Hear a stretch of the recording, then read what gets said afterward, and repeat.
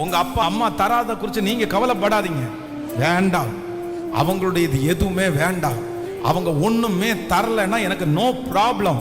என்ன ஆசீர்வதிக்கிறதுக்கு என் கர்த்தருக்கு லேசான காரியம்.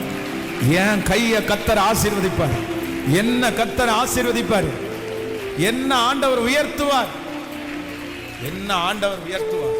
அவங்க ஆசீர்வாதத்திற்கு கீழே இருந்தீங்கன்னு சொன்னா டெய்லி திட்டு மட்டும்தான் நம்ம வாங்கணும். எத்தனை வார்த்தை சத்தத்தை கேட்கிறவங்க எத்தனை வார்த்தை நீங்க கேட்டிருக்கலாம்.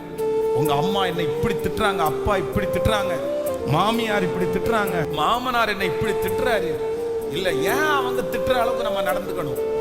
எதுக்கு அவங்கள திட்டு? சிஸ்டர்ஸுக்கு சொல்றேன், உங்க அப்பாவுடைய சொத்தை வச்சு நீங்க ஃபேமிலியை ரன் பண்றது அழகல்ல. அது அழகல்ல. எது அழகு தெரியுமா?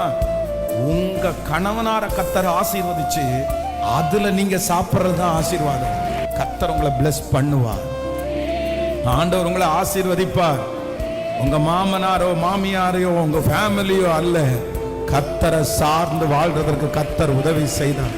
இதோ கர்த்தரால் ஆசீர்வதிக்கப்பட்டவன் என்று உங்களை அடையாளம் காண்பிக்கிற நாள் சீக்கிரமாய். ஹல்லேலூயா, ஹல்லேலூயா.